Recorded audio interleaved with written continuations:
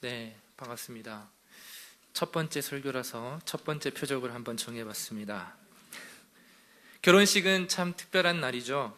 여러분도 한번 결혼식 때를 상상해 보십시오.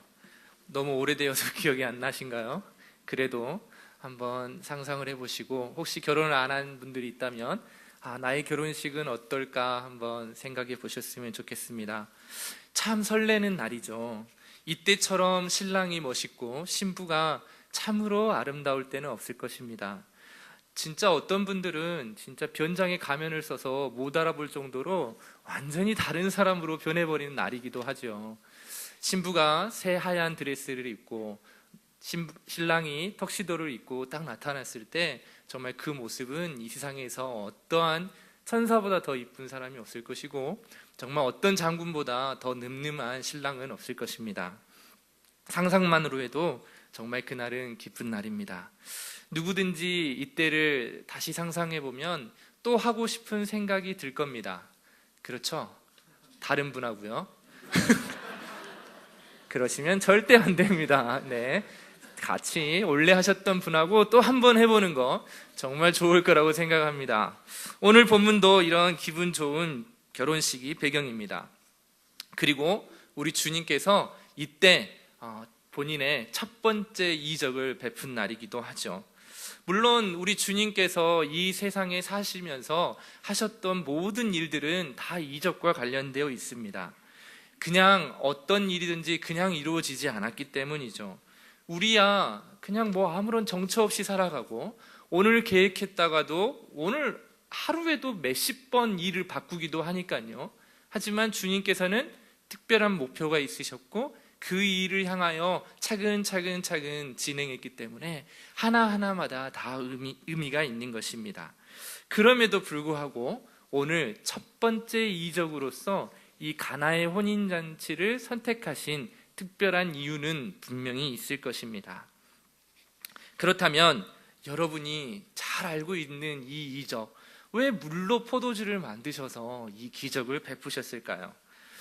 그 의미를 알기 전에 저랑 한번 이 본문을 통해서 들었던 말씀들, 지금까지 여러분들이 잘 알고 있는 내용들을 한번 생각해 봤으면 좋을 것 같습니다.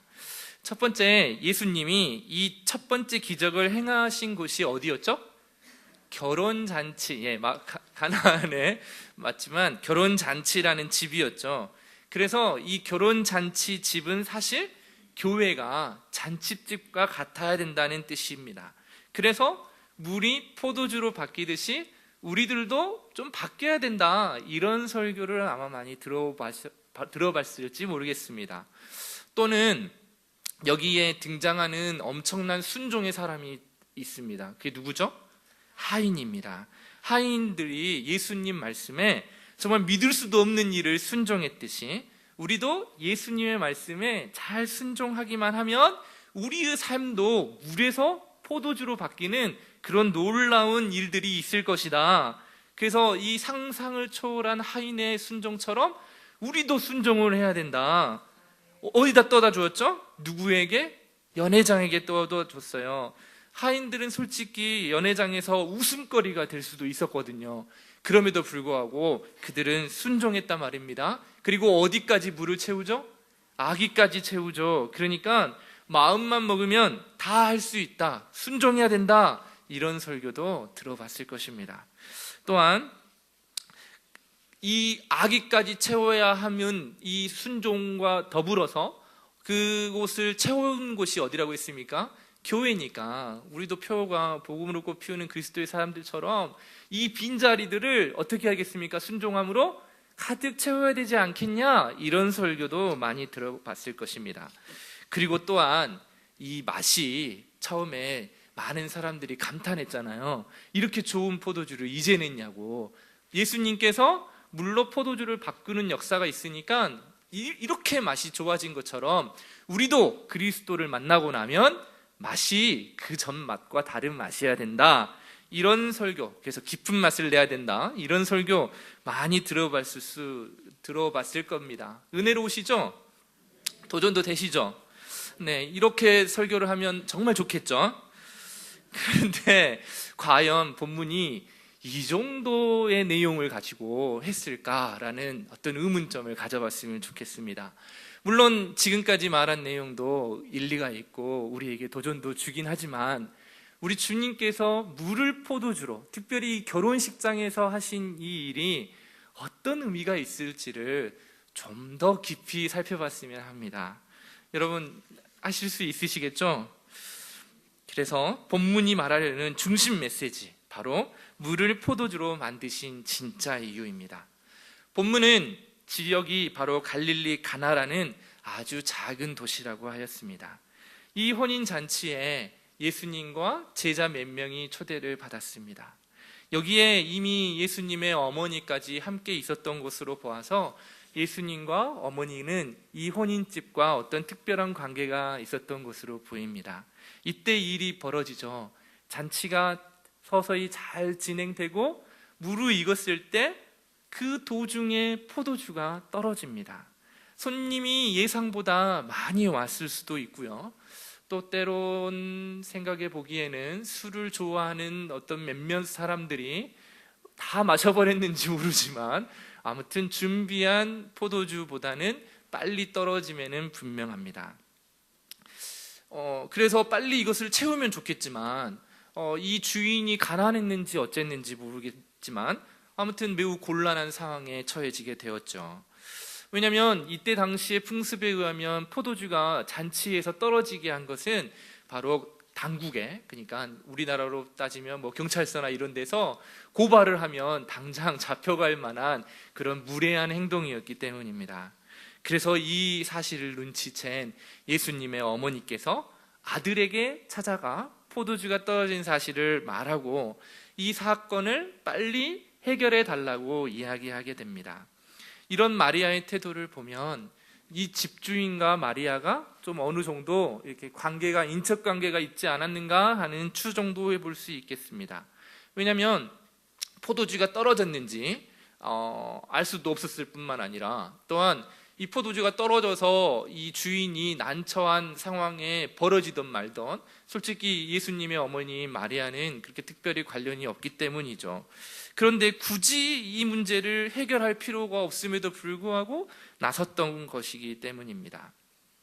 물론 우리가 또 이렇게 볼 수 있죠. 마리아가 그 태가 바로 예수님의 태 아니었겠습니까? 그러니까 하나님께서 그 당시에 많은 여인이 있었음에도 불구하고 특별히 마리아의 태를 택한 것은 마리아의 특별한 성품을 봤기 때문이기도 하죠.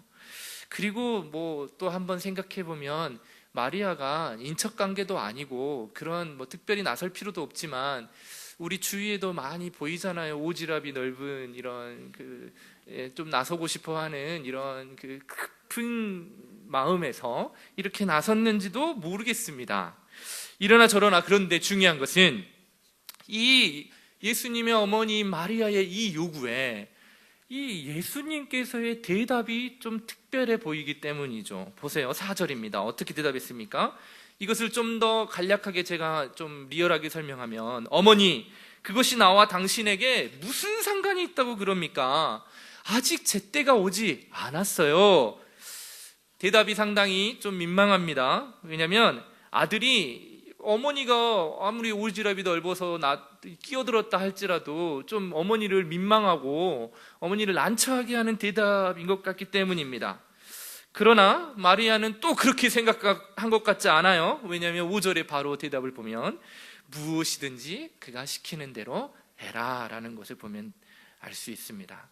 마리아는 아들 예수님께서 이런 상황을 어떻게 해서든지 해결하리라고 또 생각했던 것 같습니다.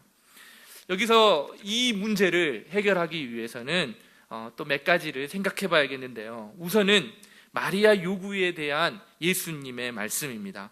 우리 개정에는 뭐라고 되어 있습니까? 4절에 불렀을 때 저는 어머니라고 여러분에게 다시 각색해서 말씀드렸지만 여기서는 뭐라고 되어 있죠? 여자여 라고 되어 있어요. 아니 어머니에게 여자여라고 하는 이런 무례한 아들이 어디 있습니까? 여러분 아들께서 그렇게 했다고 생각해 보세요. 이 여자여 어떠십니까? 어떤 기분이 들으세요? 그런데 너무 놀라지 않으셔도 됩니다. 이 호칭은 그저 그 당시에 통용되었던 그냥 호칭이기 때문입니다. 그러니까 상대방을 낮추어 부르거나 아니면 무례한 행동은 아니었던 것입니다. 여자여라고 말한 것은 이때뿐만이 아니기 때문이죠. 너무 많지만 특별히 하나만 예를 들어서 설명해 드리면, 십자가상에서 예수님께서 이제 돌아가시면서 본인 어머니를 요한에게 부탁했을 때도 뭐라고 부르죠? 여자여, 이가 이 요한이 아들이니이다 하는 것을 우리 21장에서도 보면 알 수 있었던 것처럼 여자여라는 것은 많이 쓰였죠. 하나 더 이야기하면 사마리아 여인한테도 만났을 때도 여자여라는 말도 쓰는 것을 보면, 이 요한복음의 여러 가지 여인을 불렀을 때 따뜻하고 온정을 가진, 그 다음에 경의를 표하는 어떤 말에서도 여자여라는 표현을 쓰는 것을 볼 수 있습니다. 결국 여자여라는 호칭은 별로 그렇게 문제가 되지 않습니다. 그것보다 예수님의 말씀이죠. 4절에 나와 무슨 상관이 있습니까? 제가 가온이를 아직 한 번만 보셨겠지만, 제가 하나님께서 주신 언약의 자손은 딸 아이 하나밖에 없는데요. 이 가온이가 8살인데 이 아이를 가르칠 때 이 생활 훈련을 좀 중요하게 생각하는 몇 가지가 있는데, 물론 여러분들도 그렇게 다 키우셨겠지만요, 저는 즉각순정이 하나가 있습니다. 부모님이 하는 말에 있어서 토를 달지 않는 것이죠. 요즘은 오히려 아이들의 사고를 증진시키고 논리적인 사고를 접근을 시킨다 그래서 왜? 라는 질문을 많이 하게 만들고, 그 다음에 아이들과의 대화를 많이 시도하려고 하는 노력들을 하죠. 그래서 오늘 예수님의 이 말들도 결국은 예수님이 다 큰 어른임에도 불구하고 예수님이 도와달라고 하는데, 지금 예수님께 지금 마리아가 부탁하고 있잖아요. 그런데 왜 저에게 이러세요? 지금 여에게 이거하고 나하고 무슨 상관이 있습니까? 라는 말 자체가 특별히 어떤 문제를 갖고 있느냐는 것이죠. 그러면 이 문제는 어떻게 봐야 할까요? 마리아는 왜 예수님께 먼저 이런 요구를 했는지 생각해 봐야 합니다. 예수님은 태어나면서부터 특별한 분이셨습니다. 그럼에도 지금까지 예수님이 기적을 행했다거나 또한 기적을 행했기 때문에 그것을 기대하는 마음으로 마리아가 말한 것 같지는 않습니다. 오히려 오늘 기적이 처음 기적이었기 때문입니다. 또 간단하게 생각해 보면 예수님은 맏아들이셨잖아요. 또 예수님께서는 굉장히 온화한 성품을 가지고 계셨습니다. 그래서 평소에도 아주 듬직하고 든든한 큰 아들이었기 때문에 그렇게 부탁했는지도 모릅니다. 결국 마리아의 부탁은 어떻게 무엇을 좀 해줬으면 좋겠다라는 어떤 그런 단순한 뜻이었겠죠. 그러니까 예수님의 이 대답은 좀 너무해 보이는 것입니다. 그런데 이 대답에 중요한 단서가 하나 있어요. 그건 무엇일까요? 바로 내 때가 아직 이르지 아니했다라는 것입니다. 진짜로 그런데 예수님께서는 이 일을 행하십니다. 또 이상하게요, 물로 포도주를 변하게 하셨습니다. 연회장의 모든 사람들이 이 포도주를 맛보고 너무나 흥분해서 만족했잖아요. 너무 좋은 술이 먼저 나오는 것인데 어찌해서 이 집에서는 나중에 진짜 명품 술이 나왔다고 극찬하거든요. 그리고 본문은 이 이야기를 마감하면서 11절에 다음과 같은 말씀이 있습니다. 11절입니다. 이 표적을 행하신 것은 그의 영광을 나타내시기 위함이라는 것입니다. 이 첫 표적을 통해서, 이 첫 기적을 통해서 자신의 영광, 하나님 아들로서의 영광, 그가 이 땅에 내려오셔서 하신 일의 영광, 그 사역의 영광을 드러내려고 했던 일입니다. 그렇습니다. 오늘 행하신 기적은 그의 영광을 나타내시기 위함과 아주 밀접한 관련이 있습니다. 그리고 그의 영광은 그때와 내 때가 아직 이르지 아니하였나이다 했을 때의 그때와 아주 불가분리의 관계가 있는 것입니다. 바로 이것이 오늘 물을 포도주로 만드신 예수님의 기적의 핵심인 것입니다.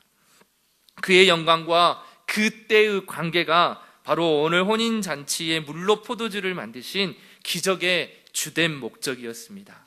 그렇다면 그 관계를 한번 풀어봐야겠죠. 먼저 요한복음 12장으로 한번 가보겠습니다. 잠 오실까봐 제가 몇 군데 찾겠습니다. 요한복음 12장 23절입니다.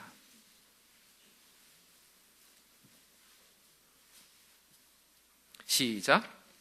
께서 대답하여 이르시되 인자가 영광을 얻을 때가 왔도다. 네, 어떤 때라고요? 예수님이 영광을 얻을 때가 바로 지금 내 때라는 말입니다. 방금 읽은 내용은 11장에서 나사로를 살리시고요, 나귀를 타르시고 예루살렘에 입성하신 후에 빌립을 통해서 헬라인 몇 명이 찾아와서 예수님을 간청하는 본문 상황에서 하신 말씀입니다. 그렇다면 지금 사람을 살리는 기적을 통해서 환영을 받고 나귀 타고 왕으로 입성하시고 이방인들이 환영하는 지금 그때의 영광이 이 영광일까요? 아닙니다. 이 영광의 때는 역사적이게 예수님께서 이렇게 말씀하시고 있어요. 27절입니다. 지금 내 마음이 괴로우니 무슨 말을 하리요? 아버지여 나를 구원하여 무슨 때를요? 이 때를 면하게 하여 주옵소서. 오히려 이 영광의 때라고 표현되어 있는 이 때는 굉장히 무거운 때입니다. 고통의 때라는 말입니다. 그의 영광의 때는 자신이 인정을 받고 칭찬을 받는 그 때가 아니라 28절에 보시면 아버지의 이름을 영광스럽게 하는 그때입니다. 오히려 그는 24절에 자신이 죽어야 많은 열매인 우리를 얻을 수 있음을 말하고 있는 것입니다. 이와 관련해서 다른 본문들 몇 가지 요한복음에 한번 찾아보십시오. 그러면 더 구체적으로 드러날 것입니다. 요한복음 7장 6절, 8절, 30절. 시간이 없으니까 제가 바로바로 하겠습니다. 요한복음 7장 6절에서 8절, 30절에는 예수님의 형제들이 이제 그의 일을 하소서라고 할 때 하신 말씀인데, 그때가 어떤 때냐면 내가 죽어야 할 그때라고 말합니다. 요한복음 8장 20절에서는 이렇게 말합니다. 음행 중에 여인을 살려주시고 사람들이 그를 잡으려고 할 때 그때가 아직 이르지 아니했다라고 말합니다. 그때도 결국은 영광의 때가 아닌 자신이 많은 사람의 열매를 얻어야 할 죽어야 할 때를 말하고 있는 것입니다. 요한복음 13장 1절에도 말합니다. 드디어 자신의 때는 세상을 떠나 아버지께로 가야 할 그 때라고 말하고 있습니다. 요한복음 16장에서도 더 자세히 말하고 있습니다. 죄에 대하여, 의에 대하여, 심판에 대하여 세상을 책망하실 자신의 때가 바로 내 때와 관련되어 있다는 것을 말하고 있습니다. 요한복음 17장 1절에서도 또 말합니다. 바로 아들이 아버지를 영화롭게 하시는 그 때가 영광을 나타내는 때요, 바로 오늘 본문의 첫 기적으로 베풀어 주신 내 때와 관련되어 있습니다. 이 상을 종합해 본다면 바로 예수 그리스도께서 메시아로서 그의 직무를 행하시는 일과 관련되어 있음을 알 수 있습니다. 그때는 어떤 때입니까? 영광의 때입니까? 계속 성경에서 말하듯이 영광을 말하는 그 영광, 많은 사람의 칭찬과 많은 사람의 환영을 받는 그 때를 말합니까? 아닙니다. 오히려 예수 그리스도의 죽음의 때와 관련된 말씀입니다. 그의 영광은 죽어야만 나타나는 때입니다. 그의 죽으심과 부활하심의 영광의 때를 말하고 있습니다. 그렇다면 여러분들, 이 죽음의 때에 얻을 영광과 물을 포도주로 만드신 이 혼인잔치와는 무슨 상관일까요? 그리고 이 양에 그런 주님의 메시아 일을, 그 영광의 때를 보여주실 것이면, 이왕이면 죄인들이 모두 그를 믿도록 사람을 살리는 기적을 하든지, 아니면 손 마른 자를 손 펴게 하는 그런 놀라운 일을 하든지, 왜냐하면 많은 사람이 환영을 받지 않더라도, 그리고 불쌍한 사람들, 연약한 사람들이라도 그를 환영할 수 있지 않겠습니까? 그런데 왜 혼인잔치에 포도주였냐 말입니다. 그 비밀은 구약 이사야에 있습니다. 이사야 25장 6절에서 7절입니다. 하나님께서 너무 애우기 쉬우라고 2567입니다. 이사야 2장 25장 6절에서 7절입니다.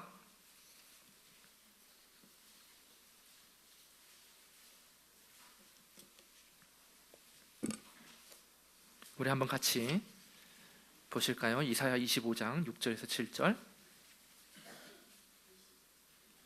25장 6절에서 7절입니다. 시작.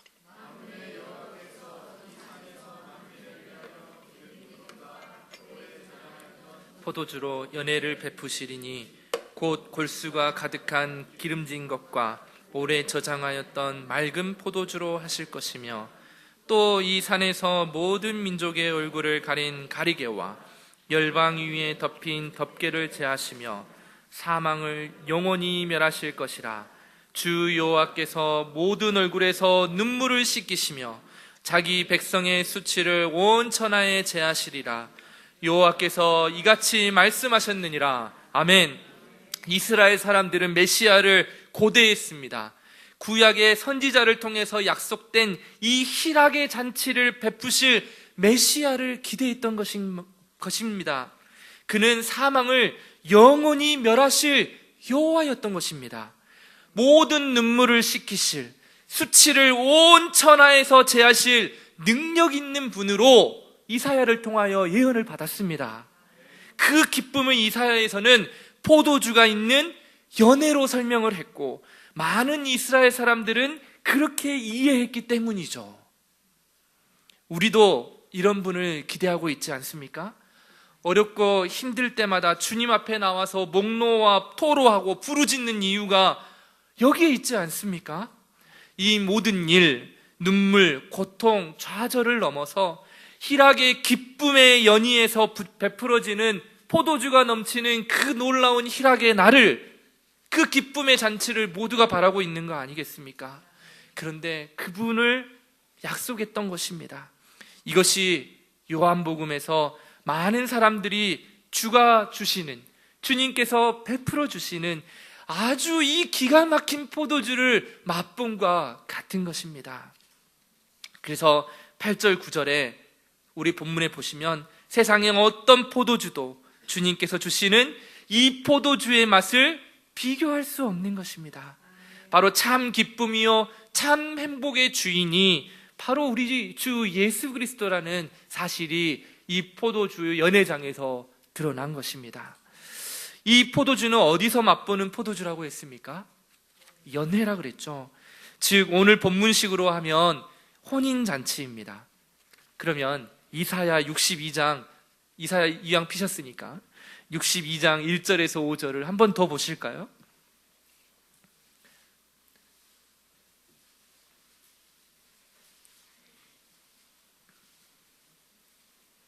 (62장) 1절에서 5절입니다.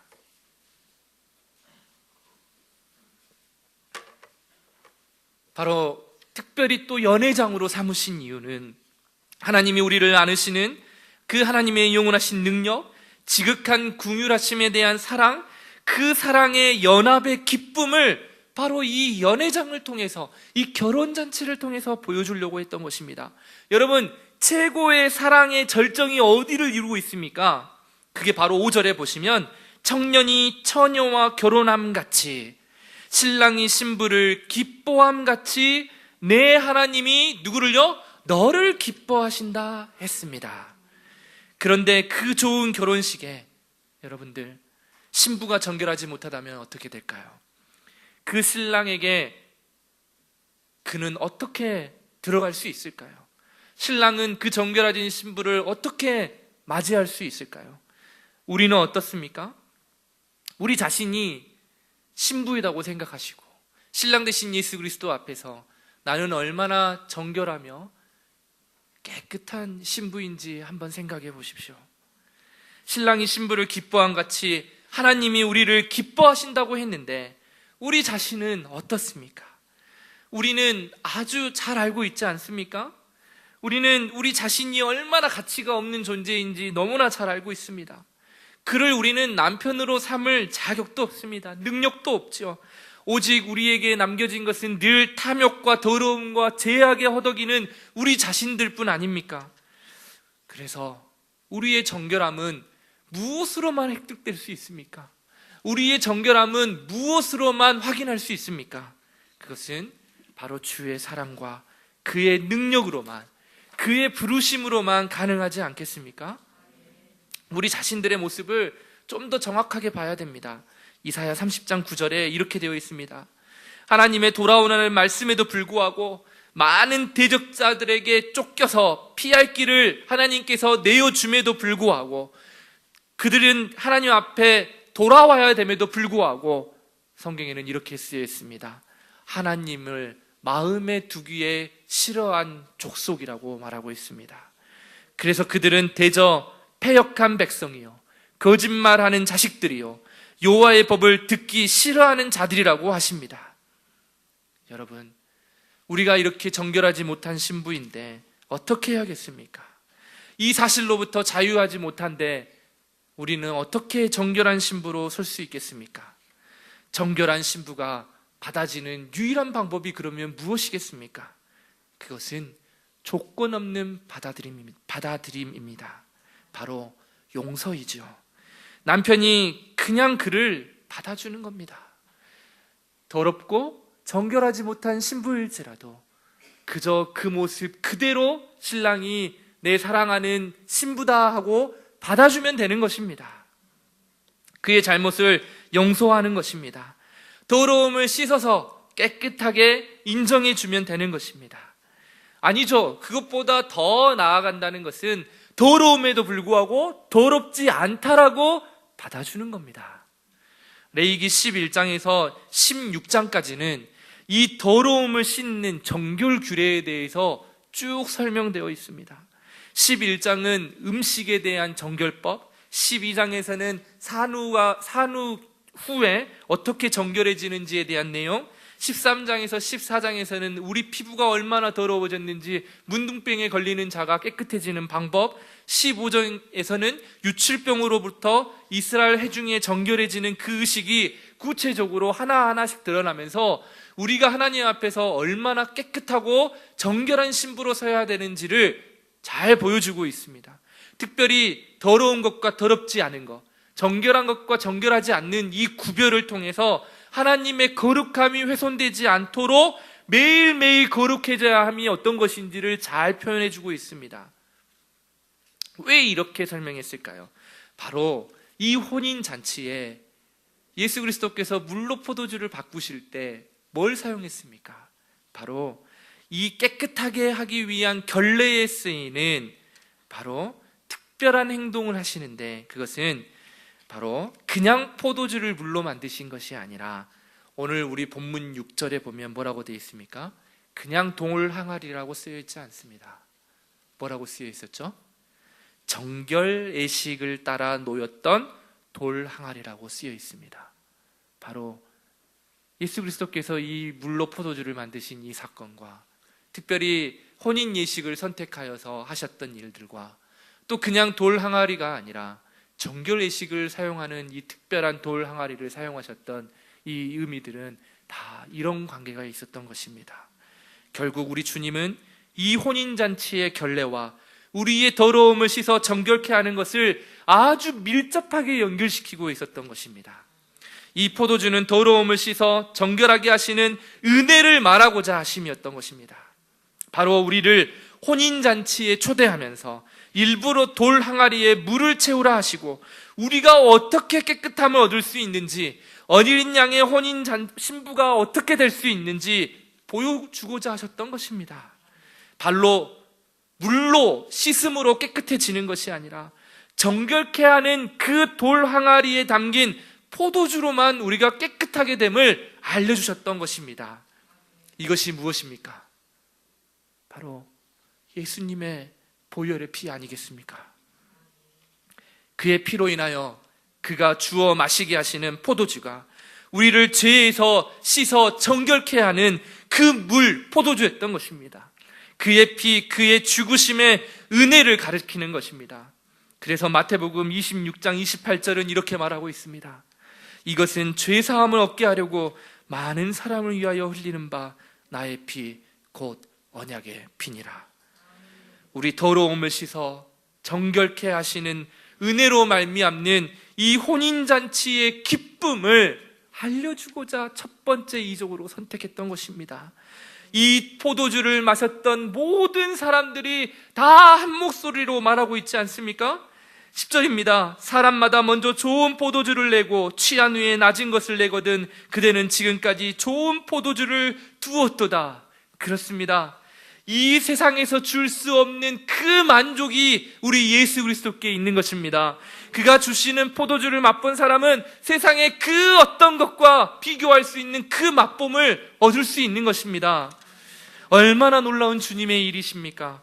우리의 죄악과 더러움에도 불구하고 우리를 용서하시는 이 주님의 놀라운 사랑이 오늘 여기에 베풀어졌던 것입니다.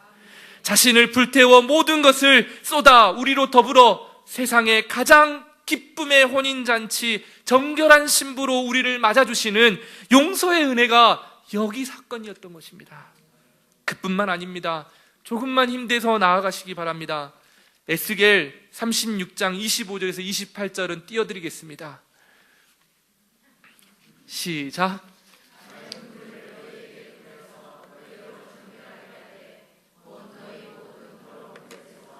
모든 우상 숭배에서 너희를 정결하게 할 것이며 또 새 영을 너희 속에 두고 새 마음을 너희에게 주되 너희 육신에서 굳은 마음을 제거하고 부드러운 마음을 줄 것이며 또 내 영을 너희 속에 두어 너희로 내 율례를 행하게 하리니 너희가 내 규례를 지켜 행할지라. 내가 너희 조상에게 준 땅에서 너희가 거주하면서 내 백성이 되고 나는 너희 하나님이 되리라. 아멘. 우리 주님이 정결케 하시는 이 물로 포도주를 만드셔서 기쁨이 되게 하시는 것은 우리로 뭘 부어주신다고요? 새로운 영, 곧 성령을 부으셔서 우리 마음을 새롭게 하고 이 굳어진 마음, 돌 같은 마음을 부드럽게 하여서 우리의 마음을 활짝 열어 우리 하나님 아버지를 아빠 아버지라 부르는 이 놀라운 영광에 들어가게 하시겠다는 것입니다. 이 모두가 이 마음으로 여기에 모인 거 아니겠습니까? 정결케 하는 그 물이 우리 마음에 뿌려지면 이런 놀라운 역사가 일어날 걸 믿습니다. 여러분, 그렇다면 이 혼인잔치에 갔던 많은 사람들이 이 맛을 보고 놀랐던 것처럼 이곳이 혼인잔치가 베풀어지는 매주의 놀라운 역사의 현장이라면 여러분은 이 놀라운 포도주의 맛을 누구에게 맛보게 하시겠습니까? 갑자기 작아집니다. 누구와 함께 이 혼인잔치의 기쁨에, 여러분 결혼식 하면 다 좋아하시잖아요. 맛있는 거 정말 많이 나오잖아요. 그렇죠? 이곳에 바로 하늘의 영광의 잔치가 베풀어지는 이 매일의 주일의 혼인잔치에 여러분은 누구와 함께 누리고 싶습니까? 머릿속에 떠올린 그들을 향해서 다른 초청장보다 이 기쁨의 혼인잔치의 초청장을 보내시기 바랍니다.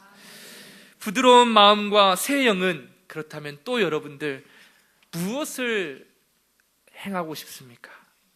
하나님의 율례를 행하게 하시고 오늘 에스겔에서는 규례를 지켜 행한다 했습니다.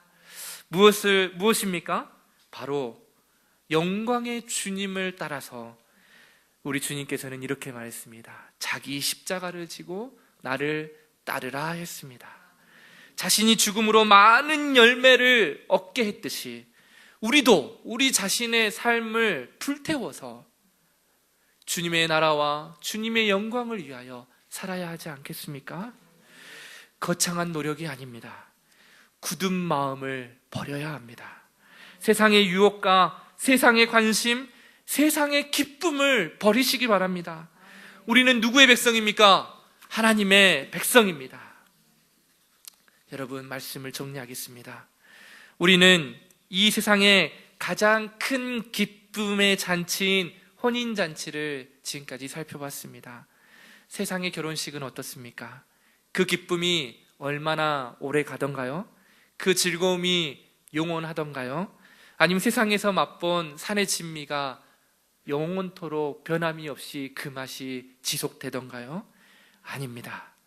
진정한 기쁨은, 진정한 맛은 바로 이 어린 양의 혼인잔치에만 있습니다. 우리를 신부로 부르시어 정결케 하는 그 역사가 있는 곳에 참된 기쁨이 있습니다. 그 자리가 바로 이 자리임을 여러분 잊지 마시기 바랍니다. 그 자신이 우리를 위하여 쏟으신 그 피를 마시는 모든 자에게는 끊이지 않는 영원한 기쁨과 즐거움이 함께할 것입니다. 그 피가 우리를 살리셨기 때문입니다. 그 피를 먹고 마시는 삶에는 영원한 삶밖에 다른 것이 주어질 것이 없습니다. 그리고 우리 주님께서 이 혼인잔치에 약속된 행복이 또 있을 것을 우리에게 덧붙여서 말했습니다. 요한계시록 21장 1절에서 4절입니다. 우리 마지막으로 함께 읽어보시고 말씀을 마치도록 하겠습니다. 또 내가 새 하늘과 새 땅을 보니 처음 하늘과 처음 땅이 없어졌고 바다도 다시 있지 않더라. 또 내가 봄에 거룩한 성 새 예루살렘이 하나님께로부터 하늘에서 내려오니 그 준비한 것이 신부가 남편을 위하여 단장한 것 같더라.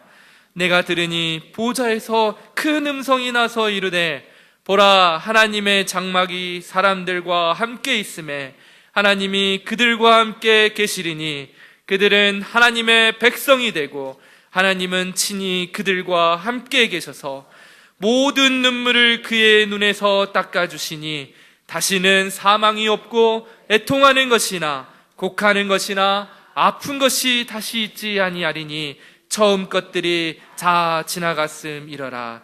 아멘. 우리를 어린 양의 혼인잔치에 정결한 신부로 맞아들일 것을 약속하십니다. 이 믿음과 신뢰를 가지고 매일 삶을 힘차게 사시는 우리 예음교회 모든 성도님들 되시기 바랍니다. 네.